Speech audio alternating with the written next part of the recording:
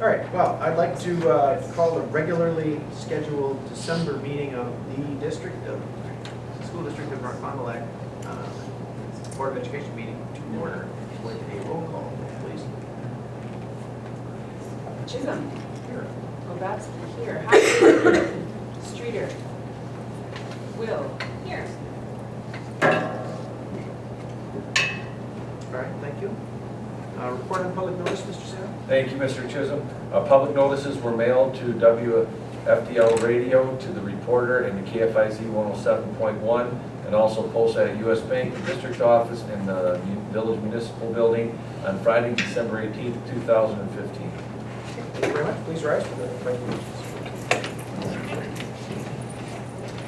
I pledge allegiance to the flag of the United States of America and to the republic for which it stands, one nation, under God, indivisible, with liberty and justice for all.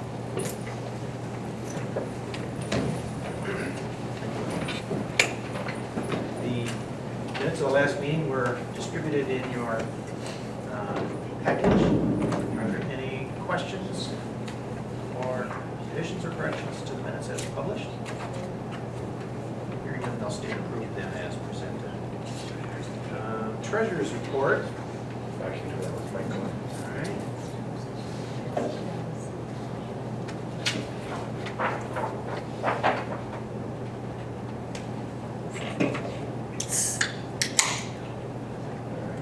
All right. Treasurer's report, I'll take that as far as Mike Streeter, our treasurer's at a village trustee meeting, so he should be here momentarily.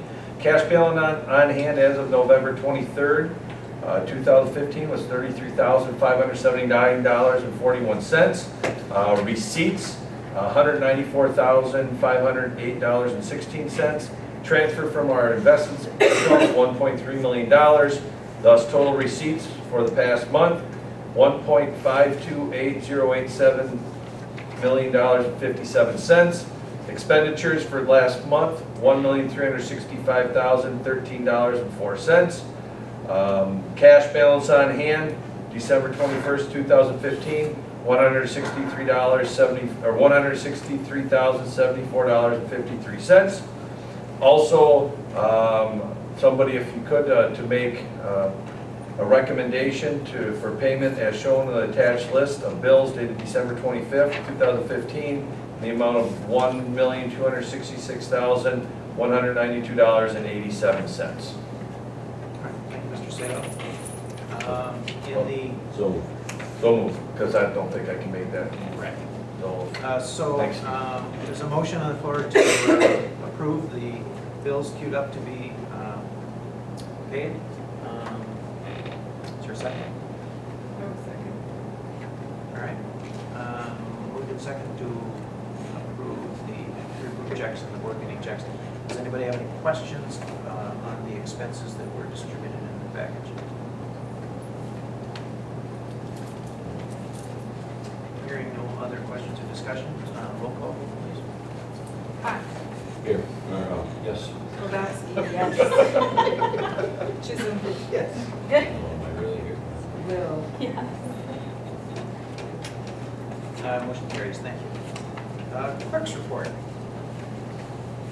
We have some correspondence here. We have a thank you card from Luann Burbon for her dad who passed away.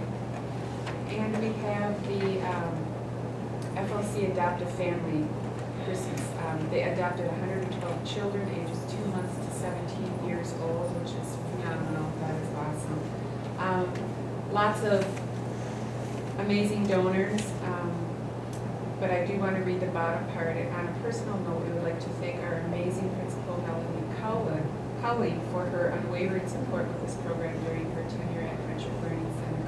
Melanie's support has truly been amazing, and this program would not be what it is today without her inspiration and dedication to supporting the students in the school district of North Fond du Lac. Sincerely, the elders.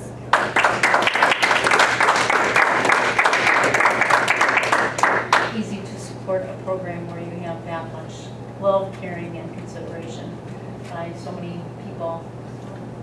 If you were just to put a monetary, just to kind of give them an idea of how much money and shopping and paper and food I mean, how, thousands? Yes. Yes. Just That come even in. in just donations, it was about $3,500. Then the vast majority of the staff pulls tags to do shopping. And I would say there were thousands of dollars spent in that. And then food shopping, we do a food drive and families at school participate in that. And we also use some other funds that we receive, fundraising, so our student council's involved. And we have just a lot of contributors from the other schools and from, Gary Keel's basketball girls brought gifts today. I mean, it's just everyone helps to support that, so it's very, very nice. And we have a new educational assistant who said to me today, she said, I've never seen anything like that. She said, we had a family who came and she said, I was just amazed.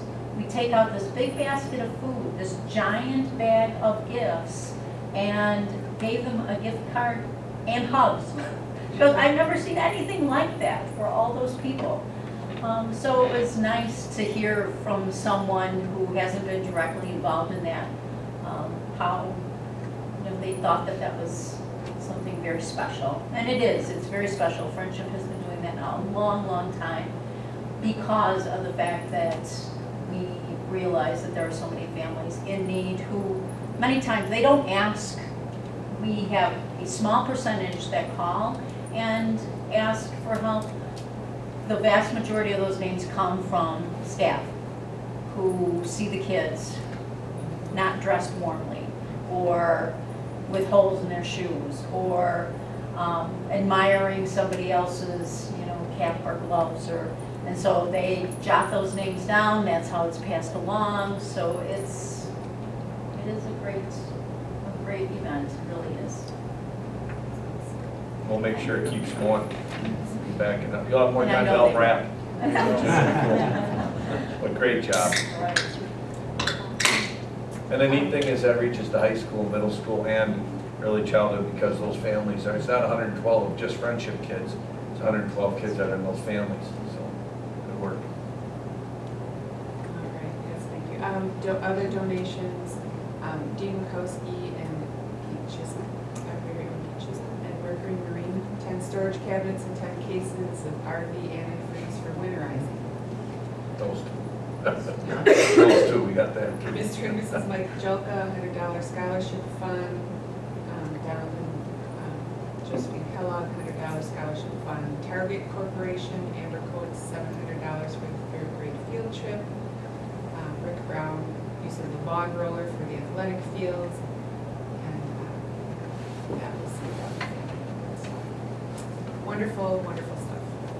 Okay. Thank you. And then this letter here that you saw, it's also up here. Terry Gravy and all the people at Friendship, they're putting this with all the thank you notes, so people have an idea of how much they helped and what they did. Very good. Thank you very much. Next on the agenda is the student council report. Thank you. Last week, we, student council put on Penny Wars. And at first, things were going, I don't know, okay. They didn't seem like, I don't know, we were off to a very good start. But we ended up raising a total of $825 to support 2 family services. Yeah, and that's big compared to all the other years, the recent years, so it's pretty good. The juniors took 5th place, the sophomores took 4th, freshmen took 3rd, and actually the freshmen were in the lead at first until the last day. Then faculty took 2nd and the seniors took 1st. And how it works is we have dollars and pennies that are positive, and then all the change that is silver coins, those are negative, although that still counts, obviously in the whole money. So So you can penalize your Right, opposing so class we- by dropping quarters. Right, so a lot of, since the freshmen were up, we had a lot of people like put a whole bunch of silver in the freshmen to like bring them down. So it's kind of fun, Strategy. yeah. It is. So, and then, Economics lesson in there somewhere. that was actually the week before that, I think, actually. But then last Tuesday, we picked out gifts, we went to Walmart, a group of the student council members, so that was a lot of fun, I went. So much fun. I wish you could like give them their gifts and see like their faces, because that'd be something. And then on Thursday, we wrapped all the gifts. So, yeah. And that's all I have. Okay. Any questions? How much did you raise for Pennyworth? 825. Thank you very much. Next on the agenda, item I is the citizens input portion of our meeting. Are there any citizens present that wish to be heard?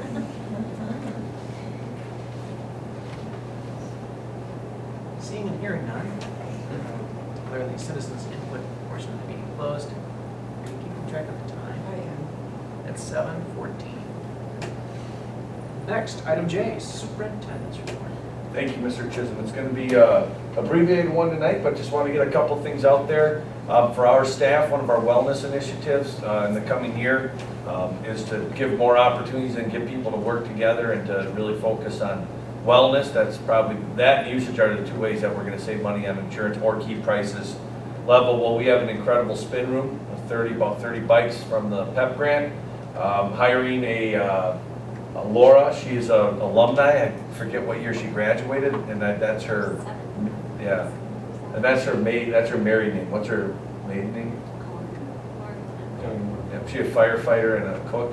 She went on some food channel at one time. So Laura's going to be doing the spin class from 5 to 6, and you can see that starts on the 4th, which I believe is Monday. So Monday and Wednesday. So. And the neat thing about spin, it's going to be open to all of our staff for free, first come, first serve. When the seats are full, they're full. And the neat thing about that is we'll be able to pay her wage with our wellness money from the rebates that we get back from United Healthcare. And it's if you've never done spin, it's a great way. Anybody can do it. It's all about tension. So everybody can do the same thing. It's just about changing the tension on your bike. I'm gonna try to get in there. I did it when I was at Husky Camp a couple of years ago, and it's pretty tough, but it's pretty cool. Yeah, yeah, Husky. That was some fun stuff. So that's that, and then also we're going to be bringing back on January 11th. We're going to start getting this out on social media. I'll talk about it tomorrow on the radio station. Get it out to PDQ. Maybe even put something in a paper if that would be cost effective. But we're going to have the community fitness center now. You're going to enter in back by where the weight room is, the fitness center. They'll come in there, and they can use the fitness equipment, or upstairs, use all the cardiovascular stuff right in that area. We're thinking last time we tried this, it was in the spring when it was getting nice out, so nobody came. So we think maybe this time it might work out pretty well. So this is going to be coming out, and once again, if there is a person who is a staff member or family of the staff member, they won't get charged. It'll just be for people at $2 a kick, and we'll see how it all works. So spread the word. Don't get out there and start getting in. New Year's resolution exercise. New Year's resolution exercise, yep. All right. Next, facility committee. We had a really good meeting a week ago tonight. Interesting stuff. I think I know that I had heard a comment about the makeup of the committee. Do we have enough people from different avenues not tied to school? What I can tell you is we've extended the invitation, and everybody on it, if they're interested, come on in. We have some needs, and as Clint said from Bray, you know, that sticker shock, looking at if we want to do everything that we wanted to get done, we're looking at about $40 million. So that isn't going to happen, so we have to do some prioritizing, looking at things. But I believe it's the 7th, where I think it was the 7th, right, Maria? I'm not sure. Okay, well anyways, I got it confirmed from Vicky, from Mike Streeter, from Maria. It'll be Bill Foster from School Perceptions, Clint from Bray, maybe Dave if you sit in, but you don't need to. But that's where we're going to start looking at that survey. And he's going to come up here at 6:30. We'll get that first answer for a survey out, kind of kick it around. When I get that, all the board will get that too, even if you're not on that small group, just so you can see.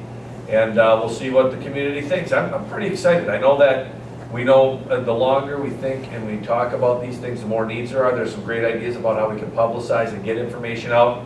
I think, but before that, we have to start to find out what this community would handle and get these ideas that we had put together. Do we remodel? Do we build? How's that all look? From you guys that are on the committee, so I know Melanie and Debbie, Maria, and then all the board members, Pete, you had to go down to Missouri to deal with a family dispute over a boat not working so well. But the rest of you guys, is there any comment that you wanted to make? No, I think we're in a good place. I mean, we're at first I didn't think we were going to kind of move ahead, and then all of a sudden, boom, we went and decisions were made, and I think it was good. So I'm excited about see what they have to say. Our community. Yep. Do you think it might be a good idea to put flyers and something that goes home to the kids to see if we can generate a few more people interested to join the next meeting? I think since we've gone down this line, I think what the next part will be is we'll get the survey out. But then after that, when we start looking at, okay, the community says kind of this and the data, Bill Foster says, all right, guys, this is what we should be focusing on if we want to get something done. Then we start to design, then we start to build and get more and more people involved. I think that would be the time, because we've done so much work from doing the financial workshop to going and doing touring of the different facilities, to meeting a few times, as long, like Vicki had said, it seemed kind of arduous, if you will. But I think we've done a lot of our back work where if somebody comes in, they'll understand it. But the next part, I think, to get more or less, whatever you guys think, I think right now we got enough. We got enough kitchen or soup or chefs in the kitchen, or however that one goes. But I do think we're gonna need a lot more, because this is just preliminary. But that next time, and I heard that kind of being talked about, is, hey, what about having people come and see the need? How about having people do this?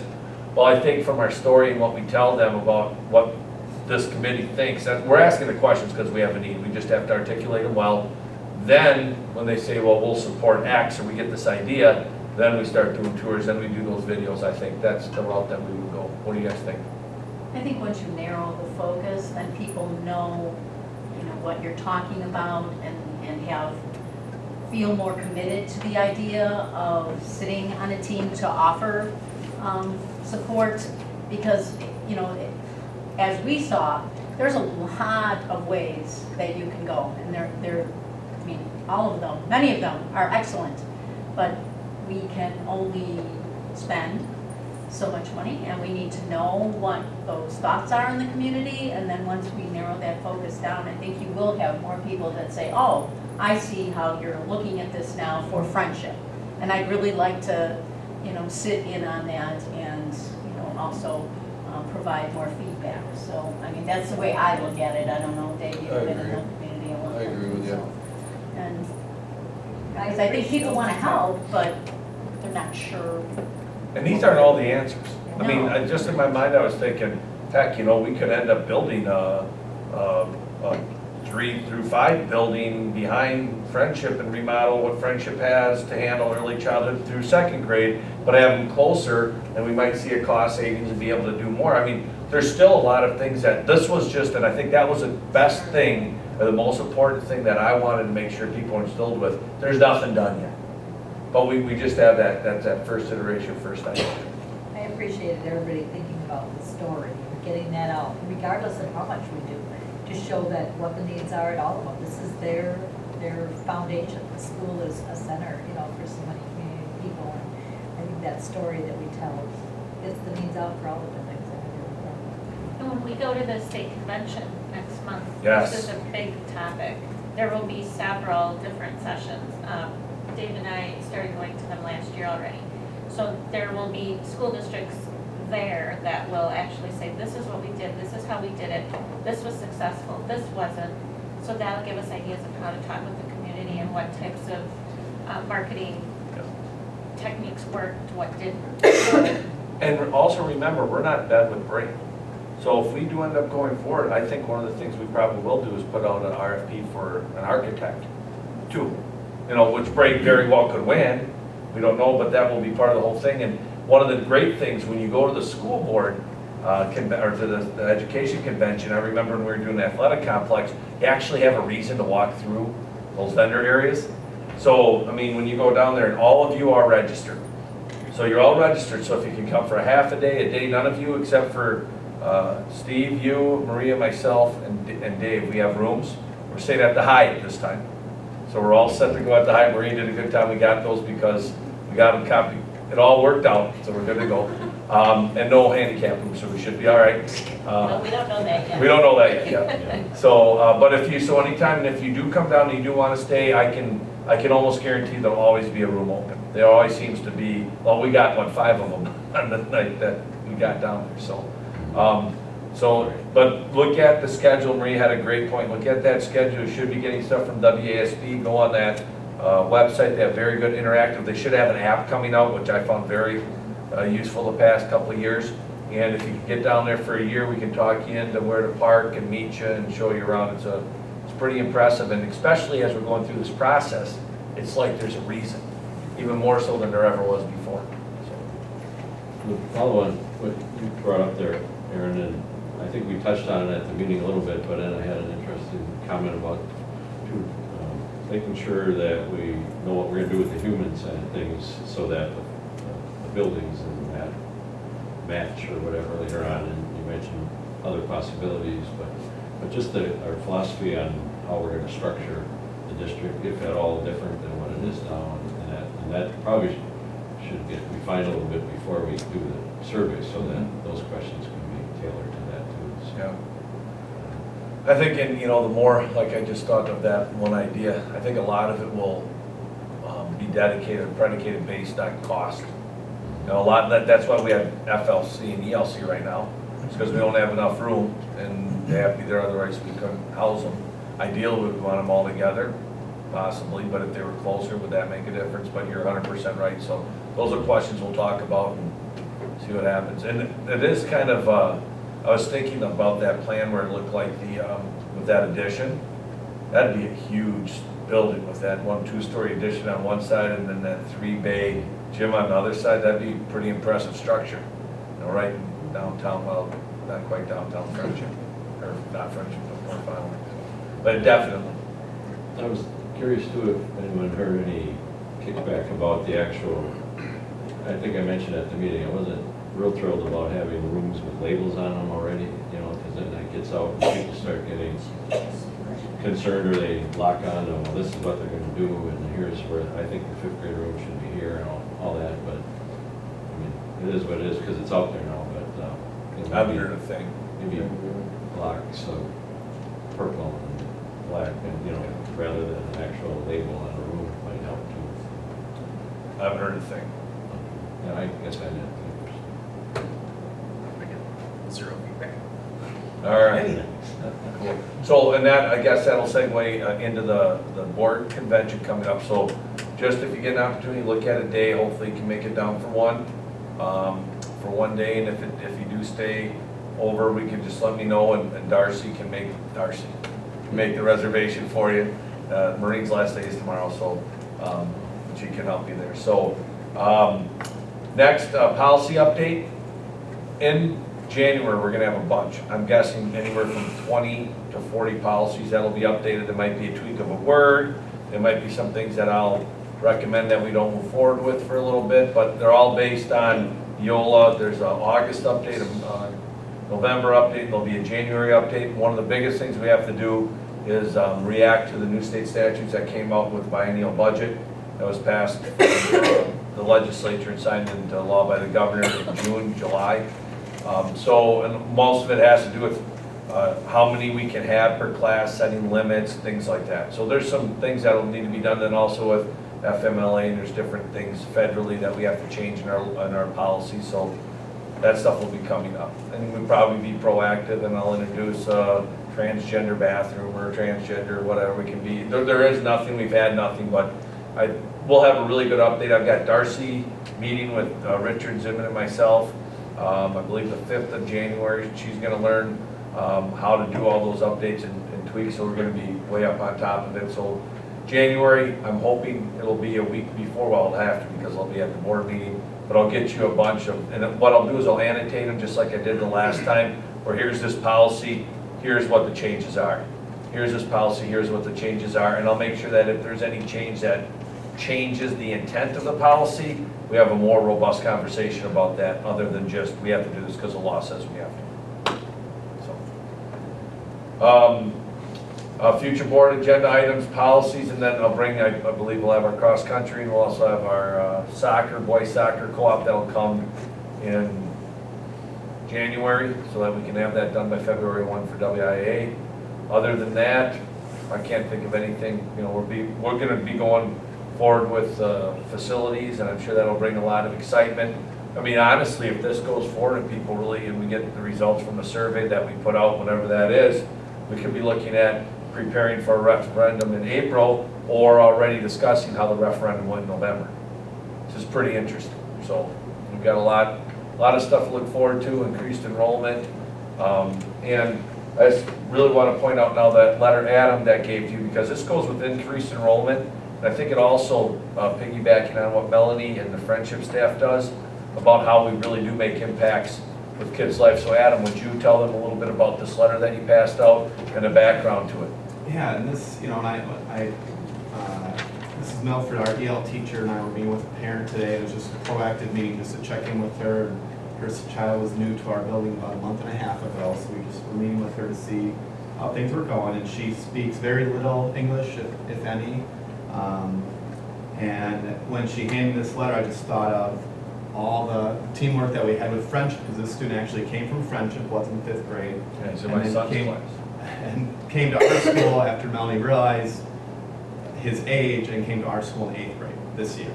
Never had that situation before, but we worked really closely with Friendship, and Damaris did a great job working with the family, and it just was a really cool thing to talk to Mom today and to see how happy she was that he is just in the right place finally, and you know, there was some concerns over at Friendship because probably he was, you know, 3 years older than he should have been at that building, and he's just been doing great in our building. He feels so at peace, and he's just been doing awesome. It's just really cool, and I think it speaks to the work Melanie and her staff did helping him transition to us, and the work that our ELL staff does to help him out each and every day. So very, very cool thing for me, Mom. Again, was just so appreciative, and for her to write this in English was just really cool too. And this is the first time she's ever written a letter in English to anyone, and she really wanted to do that for us and make sure we heard it from her, I guess, in our language. So it's just a cool moment today.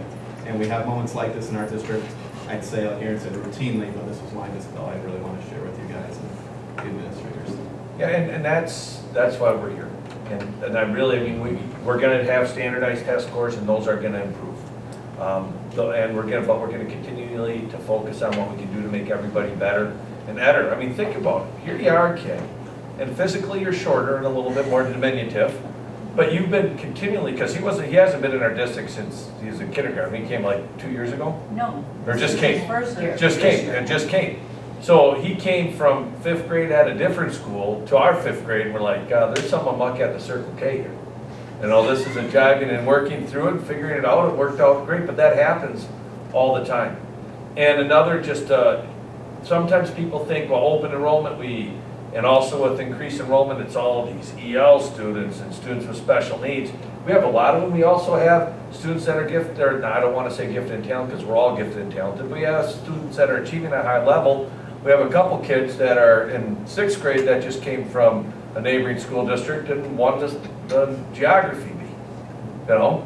And so, I mean, we're getting a lot of great kids and families, and I want to thank the whole staff, because even though sometimes we have a situation where things don't go so well and parents are angry with other things in their life, so they vent them at us, we're always there to help and support, and it's so neat to see.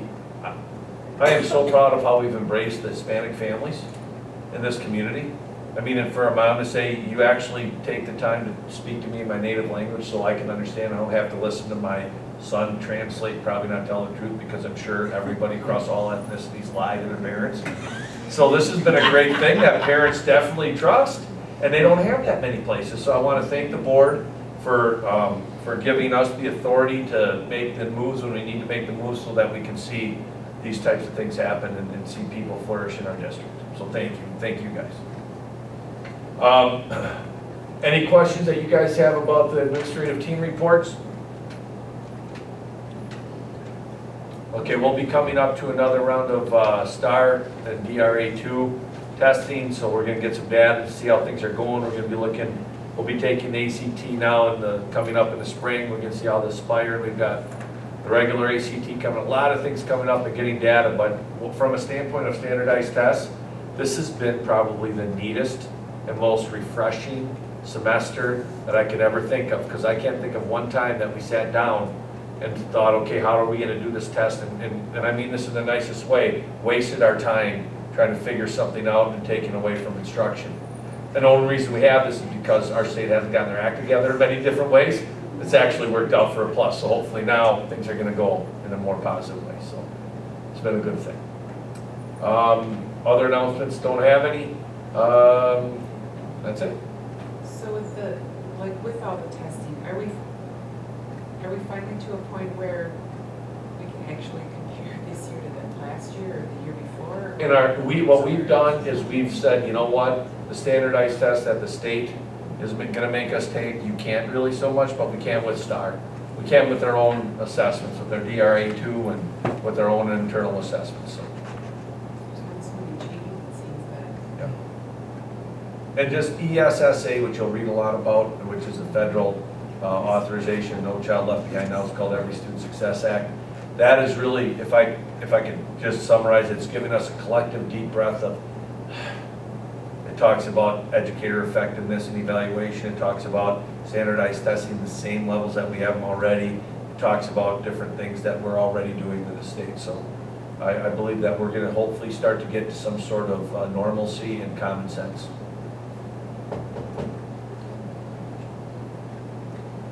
I mean, it's a really good question, Vicki. We can, for high school wise, we can look at the sophomores who take ACT Aspire and compare how they did freshmen. Do I wish we would have kept the fall and spring, because that would have been more accurate? Yes, but we don't have it, so it is what it is. The ACT one, of course, is tough because it's, different classes. Oh, and at this time, I guess since it's not a board item, there is something new. If Sam, you just want to foreshadow, you had gotten the course description book, and Samantha and Heidi and Jill and Linda and the whole team, they did a great job. You'll see the changes are highlighted in yellow. Kind of look at it so you can really get a robust understanding of what we offer. And then Samantha will be bringing it, and I'll bring it for board approval. Understanding if you have any questions or problems with it, let us know, because we're going to start to get it out for people to look at and talk about. But I'll turn it over to Sam for anything that you want to talk about that. Or not Heidi, I'm sorry. Jill and Jenny. Jill and Jenny. Yeah, just a couple new things specifically on there. So Amy Cole had proposed an AP European history course. So that's a senior level AP course for students if they're interested. A political science course, which you have a chance, if you could read that description from Tom Otley, it's catchy. Has Donald Trump in there, so it's interesting. He's trying to get their attention, Statistics we've had proposed in past this semester, but hearing some of the needs from our students, we have changed that to a year-long course in hopes that will help with some credit issues or, more math for kids who are interested. And we've had it in there, but again, our hope is that our AP language, again, senior level course that Katie Craft had proposed will run. So other than that, people kind of tweaked again their wording to more succinctly match their course the description. A couple of minor changes, such as Kelly Maurer, who currently teaches the AP government class, had junior seniors. We had changed that this year to juniors, so they actually choose between the regular per se government and the AP course.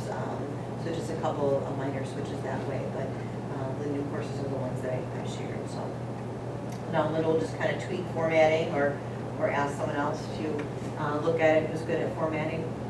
We know a couple people. So and then the counselors have some dates set up in January where they'll begin sharing with kids and thought process. So Cool, thanks. That's a really good tool for you to utilize. When people ask, what do we offer? You can look at that and see that there's so much that the high school offers kids that you can really start to see the differentiation, how we try to meet kids at what their needs are and where they want to be. So, plus, we got a killer kickball class. I was up there DJing for it today. Well, they get into kickball. I can't, and the dodgeball. Anything else, guys?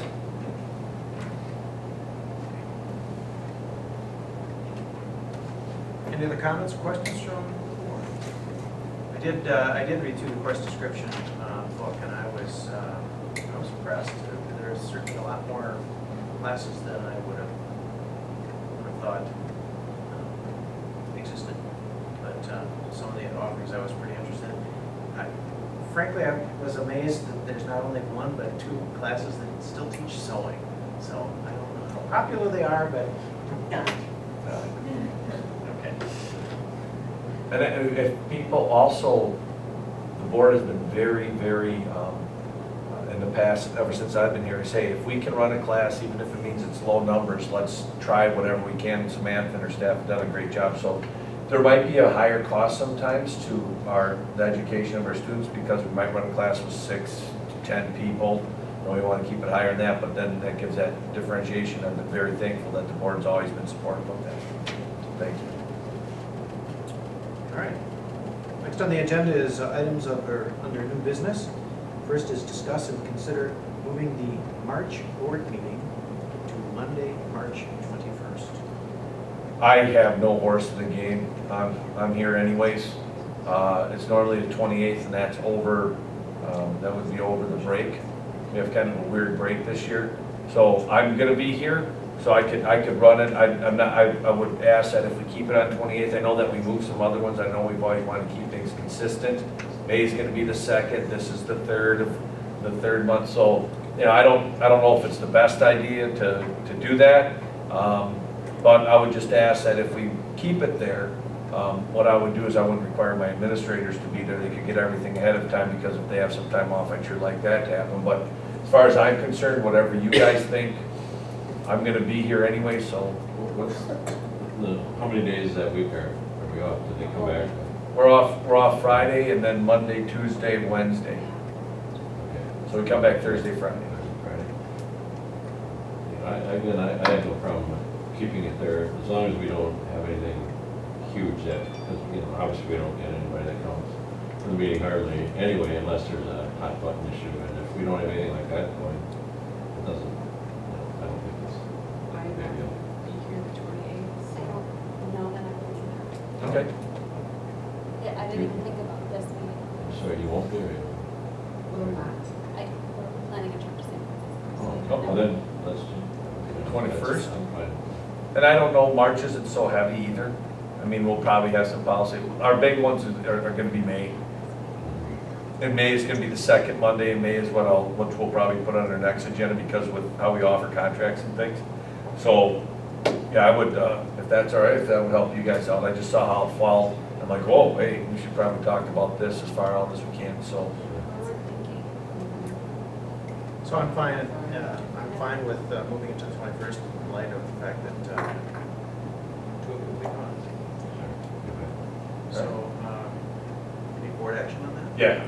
So then the action would be to make a recommendation to move the March meeting to the 3rd Monday, which would be March 21st.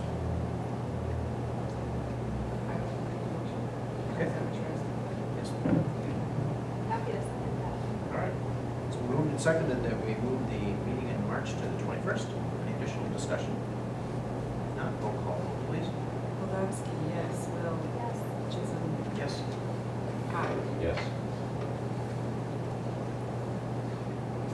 Motion passes. Very good. Number 2, discuss and consider activity account establishment for powerlifting. This is something that we do for any club or activity.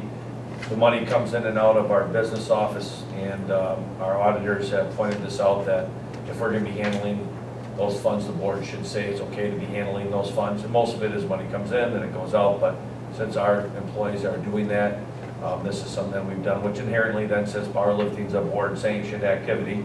It's not WIA or anything like that, but we've done this for many things, so that's what this is. So I'd entertain a motion that we consider establishing an activity account for powerlifting. I'll second that. Any additional questions or discussion? Hearing none, roll call vote, please. Pop, Yes. Chisholm, Yes. Kowalski, yes. Will. Motion carries. Thank you. Number 4, discuss and consider budget adjustment for the 15-16 school year. Is that 4? We skipped through. No, it's all right. Check mark premature. Number 3 is discuss and consider the 2016-17 school calendar, which was presented to us in the package. Yeah, and then I sent you an updated one. It's the same thing, it's just better formatting. Some highlights, the calendar committee is very streamlined. It's Jerry, myself, and whoever else wants to have input. What we do is come up with a calendar. Jerry was very involved with this one because of the band trip.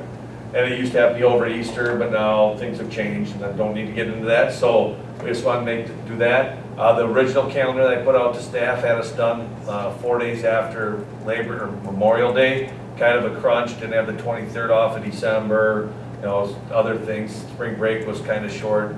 This is, I would say, probably the best and most conducive, non-stress calendar that I'll probably ever be a part of here until 7 years from now. We begin on the 1st. We got a flex day, either Monday or Friday for staff to work. We get in we get 6 quality in-service days before school starts. And would you guys say if it was 1, it was 9? It was all of them who said how much they appreciated in-service this year because we were able to put an extra day in there and it was a little bit more relaxed and people felt more prepared. And then all of our other stalwarts where we have the Wednesday before Thanksgiving off, calendar for conferences are the same. Have the Friday, the 23rd of December off. Take January 2nd off because of first on a Sunday, which then all federal holidays, if they occur on the Sunday, they're observed on a Monday. And then you can see the breakfast would be the 25th, of Thursday. We'd stay with this year. I think this year we'll continue, recommending that we stay with no early releases, go with the 177-day student calendar like we did this past year. Then I think I know that there's been some pluses and minuses. We'll revisit that next year to see if that's the route that we want to continue going. Get out by the 7th of June, which is still pretty cool. So we come back 4 days after Labor Day. Seniors are done that Friday. Then they graduate on the 4th. Then we come back and go through the 7th, which would be an early release day. Got a couple built-in snow days, plus we got the 8th and the 9th if we need to, which is still in that week.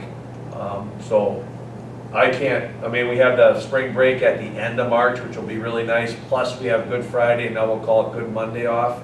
So we still get a good 4-day weekend there for Easter. The only comment that I got after I put this out is a staff member had said, can we please coordinate it with surrounding school districts because our students go there? And I'm like, well, you could open enroll, things like that. I didn't go through that route, but that was it. That was the only comment. On the other one before, there are some things about this, and this. I think people like it a lot. They're looking forward, I think, to that week in March. They're looking forward to just not be stressed. Instead of packing everything in, we got time. So, Was there any coordination with the outside schools, or is that just? No, they don't ask us. I don't really feel like I'm too inclined to think that you would want me to. We could try. Maybe if we do some things with in-servicing and time, maybe so. But right now, I don't understand why theirs are out or do things and. Pretty small sampling of students that it affects, and it's nice when we can do something to help the staff, but I don't think we should do something as major as a calendar based on that. And I look at the Fond du Lac, Oshkosh isn't out yet. I look at Fond du Lac. We have, the main difference is their spring break's a weekend, or the week before Easter. Ours is a week before that, plus we still have Friday and Monday off. We have some other days off in between that. We just schedule ours differently. I think it's more conducive for student achievement. I also think for staff engagement too. So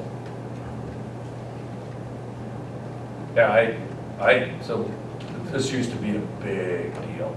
It's so cool how it isn't anymore.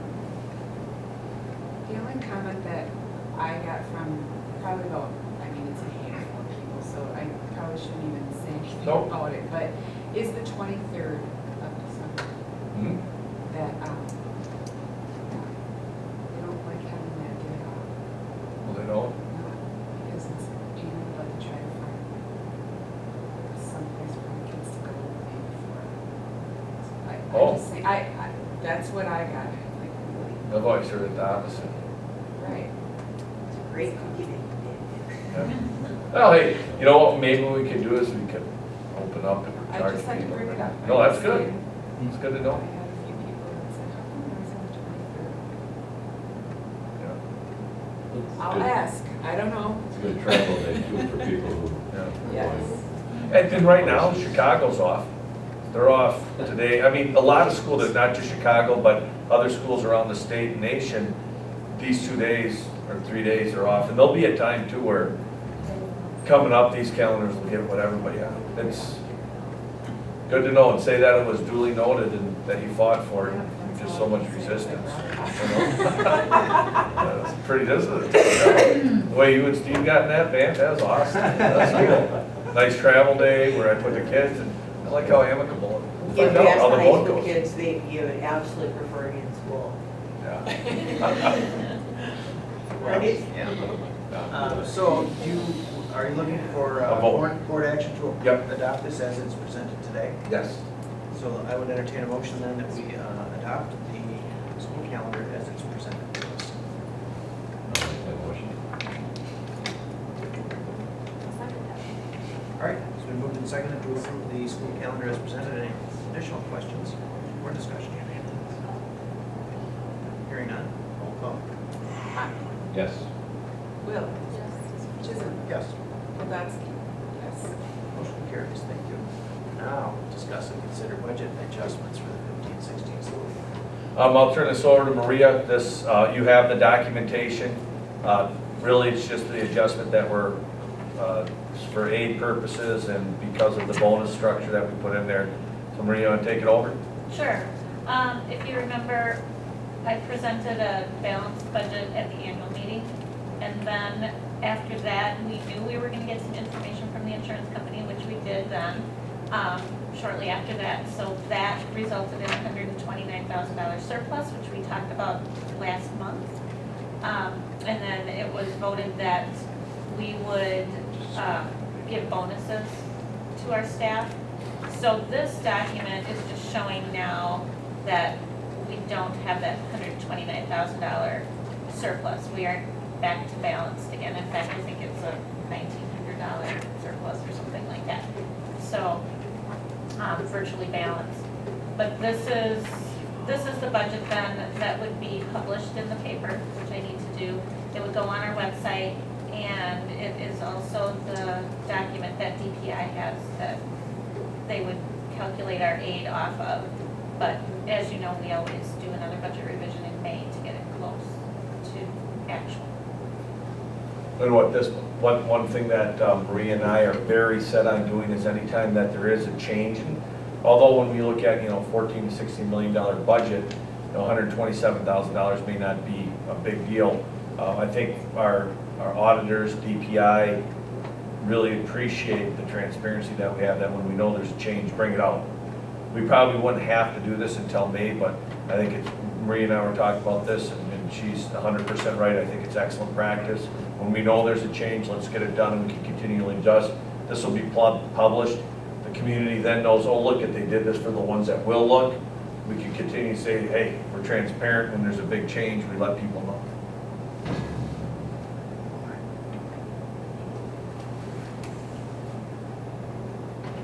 So, I'm looking then for board action on adopting the adjustment as presented. Do I hear a motion?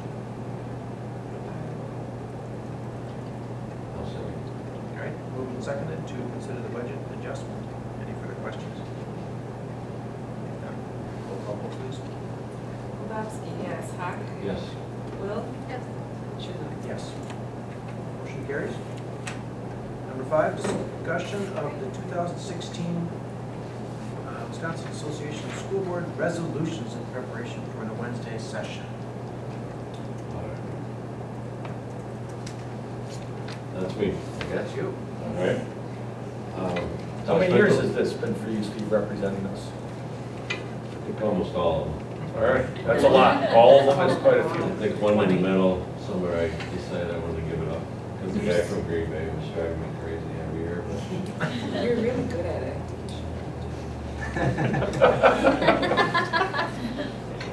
Just in case you didn't want to. Well, thank you. That's nice. Well, I think it's more entertainment for me than anything. It's really interesting. And I've said this a lot over the years, but people, the delegates there, especially people that haven't been involved too much, tend to think it's like they're on the floor of the U.S. Senate or Madison, and they're talking about laws that are going to actually happen. And again, it's just really setting the lobbying policy for WASB. Something for them to, directly get involved with right away, or if some issue comes up, it gives them some guidelines, our staff people at WASB. So it's a good thing, and there's a lot of good discussion. You hear a lot of different ideas from different districts where things mean different things to them than it might to our district or a bigger district. So without any further ado, I thought I'd maybe just go through them one at a time. It gets a little boring maybe, but then we get a little background. It's also kind of a good learning experience. What I noticed, a lot of these came about, if not all of them, just about because of the changes that were just made with the last budget or other arms or laws that changed or were fine-tuned. So 16.1 is the revenue limit flexibility and the time to adjust. If I'm on the right page here. What I'm looking for is just to see, generally, they tell you, I was on this committee once for a 2-year term, and they want everything to be either all pro school board or all the other way. They want something to be kind of close where there'll be some discussion back and forth, where some districts might favor, some not, but a lot of times they do just make sense for school boards, whether they'll ever come true or not. So, on 16.1, basically says, or to me it says, if the state law changes to cause an increase in cost to school districts, it allows the district to increase the revenue limit in proportion to that, if I can get that correctly. And I've also asked Aaron and Maria on some of these that involve money and aid to kind of chime in, because we don't deal with it every day like they do. So. And realize some of these are just put out there because they have to, not that anything will ever happen with them. But I think it feels like we at least have to talk about this. That's true. That's a very good point. Every year there's a number of them that basically are asking for more money, and every year the legislature tells us basically there's no more money. So, but again, it gives them something to go after. So that sounds to me like that's good policy. Unless anybody has a problem with that. Again, I don't think they'll agree to that, but it's a good idea. If they're going to make us do stuff that costs more, then we should be able to increase the revenue limit. Otherwise, it takes, remember this, right, it would take away from our aid, right? Or we'd have to charge more or take more in the levy if something costs us more. Right, well, if it costs more, they don't increase revenue limit, we just have to cut programs or fund it from somewhere else, Okay. for the most part. All right. 16.2 is asking for a referendum, to have referendum approval to transfer public schools to private operators. I think in the last budget, there was some action that involved Milwaukee Public Schools, and I think right now, at least, that's all it really pertains to. If there's low-performing schools, the state or that can come in and take them away, basically, if I'm using the right analogy, and have a private operator take over. I think they're doing that already, right? I forget Yeah, the and a term lot, they use. this is one that you'll see kind of continuing through, not just this year, but try to stop, they call it the camel's nose under the tent, or to try to stop, that foot in the door. That if they do this in Milwaukee, then it can, just like vouchers. How vouchers started here, then they only went to, Janesville and Kenosha, then Lincoln. So it's the same type of mentality. If they can do this in Milwaukee, and they used, and because some laws were built like that, where this criteria, and oh my gosh, Green Bay falls in that, Madison falls in that. So that's one of the reasons too, is just to try to stop or say, hey, we know where this is going. It might not be negative right now, but it definitely could. Sure. And it gives the voters of the local district a right to say, no, we'll work on this ourselves. You don't have to take it away from us.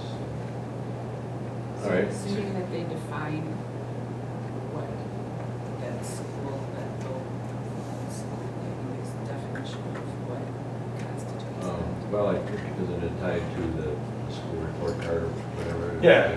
What this is basically saying is that, let's say something happens in North Fond du Lac and schools aren't going well, the school board just can't say, we're gonna give money. There'd have to be a referendum, and the community would have to say, hey, we no longer want the school board to run this, we're gonna hire, you know, Steve Hawk and Educators Associates to do it. Which would never happen either, but just in case, it's one of those philosophy things. All right, and 16.3 is a question about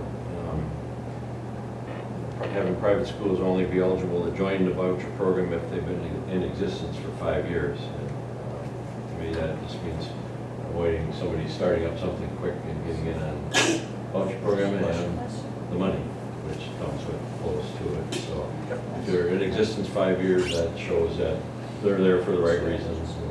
And I think that makes sense. But I used to do a lot more work in Milwaukee. I used to drive around and used to see schools and preschools and private school things that were, you know, like in the back of an old gas station. And so it's like somebody threw up a sign and said, you know, here we are, come to school here. And there's been stories in the journal over the years too of all of a sudden the school just closes in the middle of October or something. And the operators are in Florida and all the money's with them down there someplace. So I think that's a really good idea. 16.4 is about maintenance of effort with special ed, and that's all you wear. There's absolutely nothing the state can do for this. This is a federal program that's under IDEA reauthorization, which hasn't been done yet. This is the same exact language that AASA is trying to, or is advocating for, which is the educators lobbyist group, to get into the reauthorization of IDEA.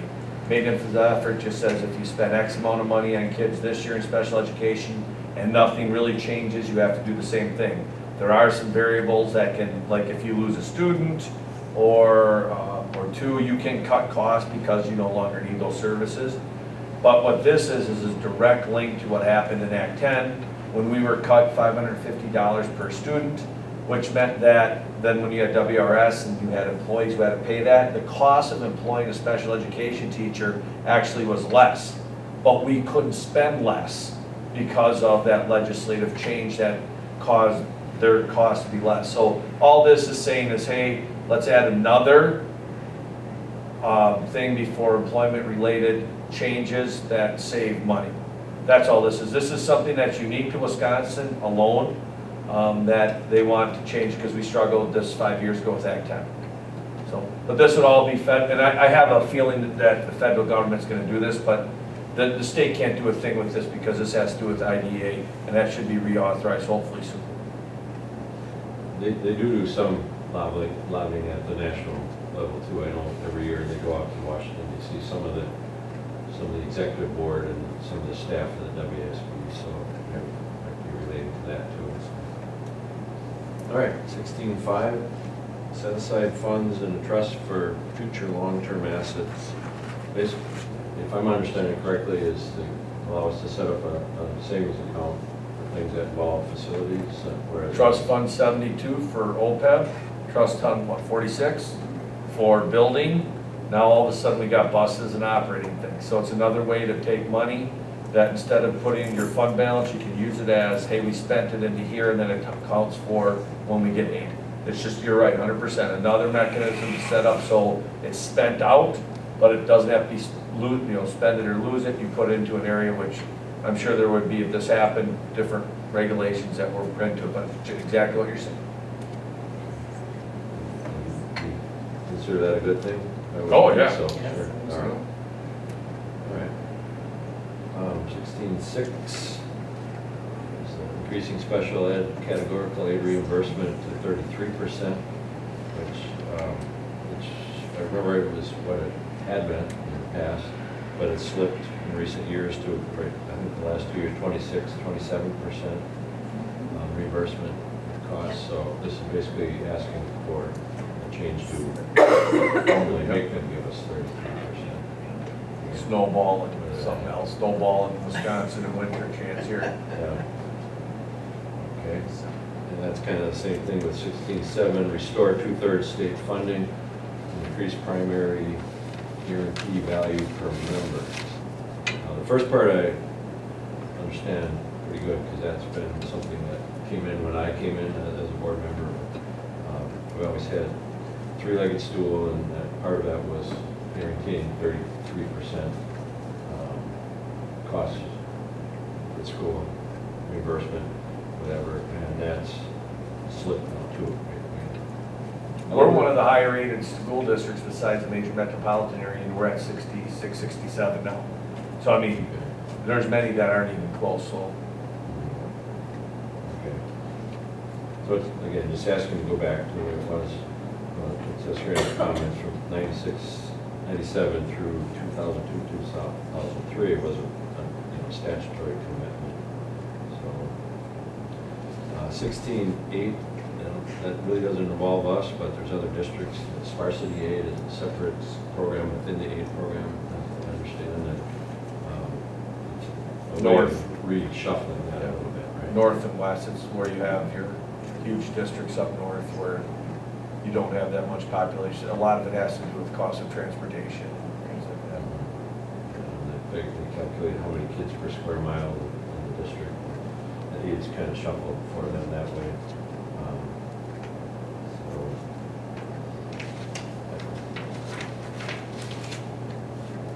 All right, 16.9, sliding scale funding formula adjustment. This is something I asked you guys about too, because I don't quite get that. Like, go on first crack. Yeah, I honestly haven't, I'm not familiar with this one, so I'm gonna. Yeah, well, this one, there's high spending and low spending districts across the state and different needs. And what this would look at is Superintendent Evers is trying to do a fair funding formula, which would significantly change the way that things are funded. And this is just a different tool that might make things a little more fair. The ones who need it most could get more than the ones who already have to try to bridge that gap. It's almost like when we looked at how we do our educational, our escape plan, which is our education, our educator compensation plan. You know, they increase and they increase, but they increase at a higher rate, but nobody ever stops. So it's looking at things a little bit different in that way. Now, I don't know if all these different evaluations of how we spend money and how we look at tertiary versus, you know, primary, secondary, tertiary aid, all those things kind of figure into that. So I'm sure there's some districts that have that this would positively impact, but one of the things that I've seen, any way that we're gonna ever change the way that we structure how we pay for schools, unless more money is put into the formula, you're gonna have some that get more and some that get less. So you're gonna have some that this is good and some that this will negatively impact. And I don't know what it would do for us. All right. 16.10, involving student assessments. And that kind of echoes what was mentioned earlier about getting the testing down finally where it's consistent every year and we can compare data from year to year. And, that's going to happen. Who knows? Because if the legislature changes, which I don't think that's going to happen anytime soon, but it could, and maybe things will change again. It's almost like with the Badger Channel, just give us a chance. Even though it might not be the best test, let's try it for a few years and see how it all works.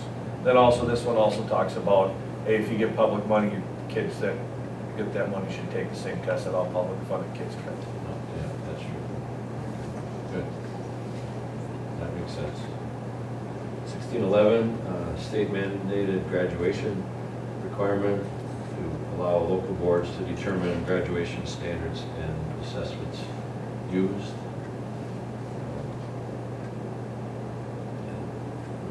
It kind of caught me off guard on that one. I remember in the past having to set up a local policy about when the high stakes graduation test was in the mix, but we developed a formula, but I didn't know that it was still around. There's a lot of competency-based, well, Fond du Lac, they're standards-based, but you also have, I can think of Little Chute off the top of my head that have a portfolio, and at the end, they have to present this portfolio, and there's been talk about, there's a pretty big movement, especially around suburban Milwaukee schools about, and it makes sense about proficiency levels, like once a kid shows proficiency in X, Y, and Z, they can meet the requirements. So, for instance, let's look at Hunter, let's say she tests out of these classes, she can get the credits for the classes she tests out of, if the board wants that, so then she can, once she shows that she's mastered those things, because the board says she's mastered those things, even though the state says you have to have this, this, and this, the board can get that, so then she can move on and graduate. A lot of this has to go with, as we move to more of standards-based, or when we look at competency-based evaluations, and just looking at allowing school boards to make those decisions. That means more local control. Correct. And then if it's something, and this one also says, just go back to the first one, if you allow us to do this, then make sure that we have the resources in order to make sure that that can happen. All right, 1612, use of electronic communication to notify parents of a child's truancy. That's pretty self-explanatory, I guess, right? What's the requirement now in letters? Mail it out. Mailing? That's a legislative requirement now, because you have to mail it.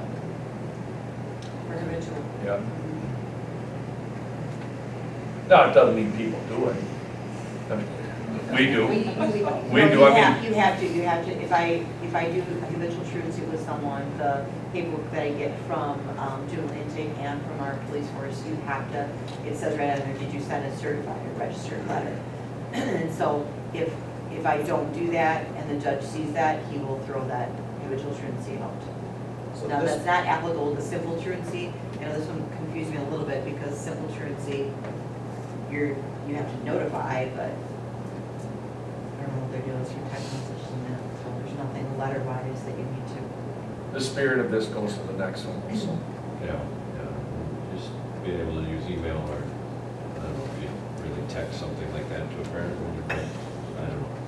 A lot of schools, we haven't used our notify this way, but a lot of schools have generated, like you go to Fond du Lac, you go to Madison, you go to a place where there's like 2,000 kids. I mean, it's manageable where if there's somebody truant Samantha or Adam or the secretary can call where they at, what's going on, and have those conversations. But you get to the bigger ones, like we have a Parent Link, we could get it set up so those calls would go out. And then that would count, because that would be an electronic type of correspondence. So I think this is addressing, once again, a larger thing where there's a lot of animated things that can happen to help save costs and also people time. It's just like this, 1613, you know. Well, just like when we added the Spanish message to our answer machines to help, because, you know, there were some parents that Becky was, for high school, was having trouble to, you know, get any excuse from an absence, and that has helped us. Yeah. But, you know, not every school even has that yet, so. That's a good idea. Okay. Yeah, I'd say. And like you mentioned, in 1613 dovetails with that, and it's elimination of newspaper notice requirements, where things have to be published in a local newspaper, and I think that's just changing times with being able to have stuff put on your website. Actual paper, hard paper, if you will, readership is sinking every year, going down, and people are reading paper online if they're, or getting their news from other sources, so. And how many times have you heard people say, wow, you got a meeting on Monday? Because I was at US Bank and I look at that board all the time to see what's going down. Cool. I mean, because we do US Bank, we do there, and I mean, and we send most of it, we send out, or it's on the webpage, so it's one of those things, efficiencies again. I guess I didn't think about meeting notices, I was thinking more about the formal publications that we have, like with the budget or elections and stuff. That's a good point too. All right, and 1614, mental health support. Here.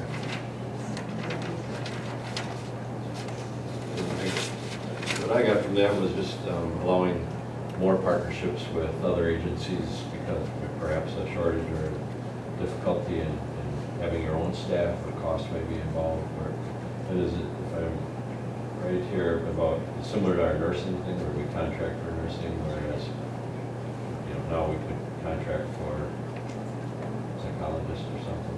Yeah, which I think we can anyways. But then, yeah, this is, and I think we're seeing some really cool stuff that's coming down that line. It's called mental health first aid, which we're gonna have all of our staff trained in. It's kind of like you come up to somebody who's like got an arm broke or they're bleeding. How do you do that?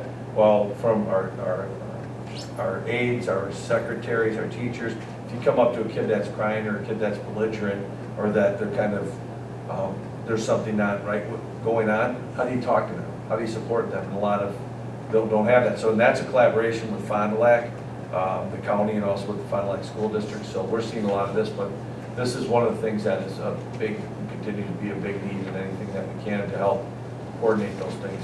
Because all those government agencies don't play nice in the sandbox all the time. And I know that Debbie from Navy and also and also from other, I don't get my acronym right, Sprout, a lot of things we're already working on that too. 1615, transfer of territory from one district to another. And this is relatively new to me because we've never really done anything like this. Make it easier.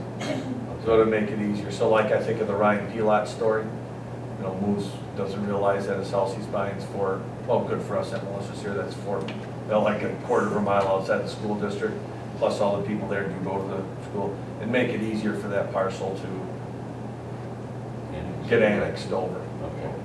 Because annexing really doesn't happen much because of the way it's set up now. Both districts, both school boards have to approve.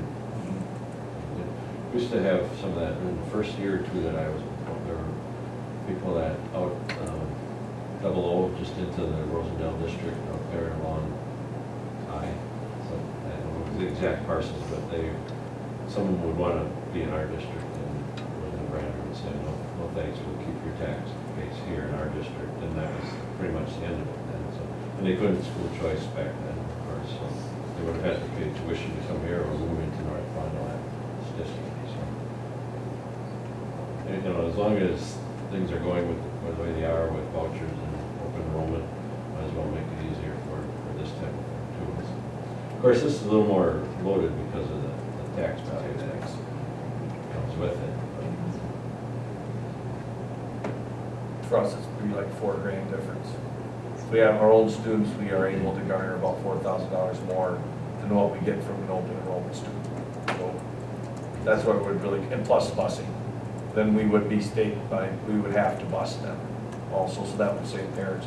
That's one of the things that a group would want is they would then get the resources that the school district would have, which I think a big one would be transportation, so. You know, it happens sometimes. Sometimes it just makes sense. And I'm just thinking of my hometown where they had a whole new subdivision right along the border of Ashwaubenon, but all those kids, it was actually the Wesley Pierce School District, and they would have to been bused, you know, way, I don't know how far away. And they worked quite a while. It took a couple of years, I think, but they finally had an agreement where they traded some stuff, I think, and then we got that into the Ashwaubenon district, and then the village ended up annexing too, and then now everything's great. But it was a big process.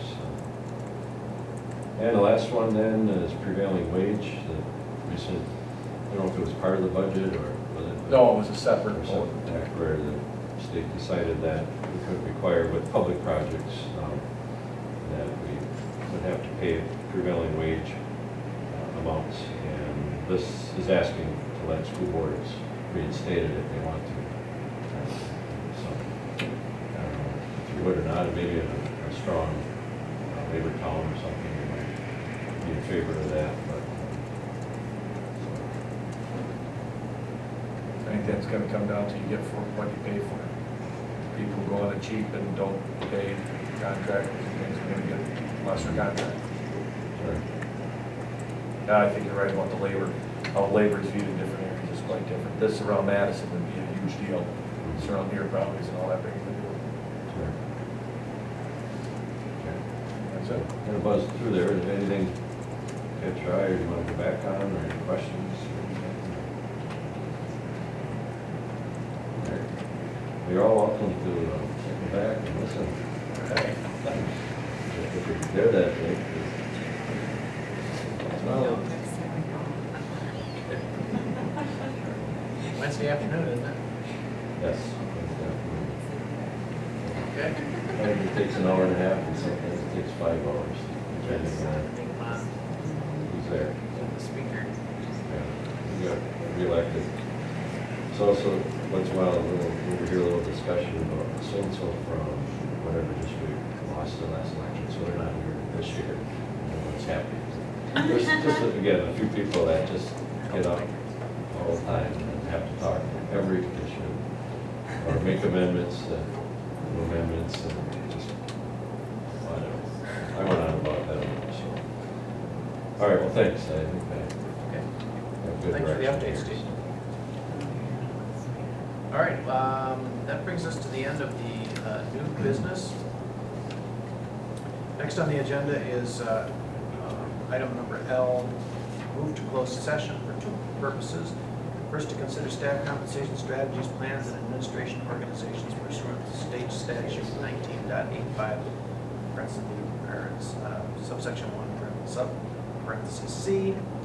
And the second, to discuss student disciplinary situation and processes pursuant to state statute 19.85, parenthesis 1, sub-parenthesis A.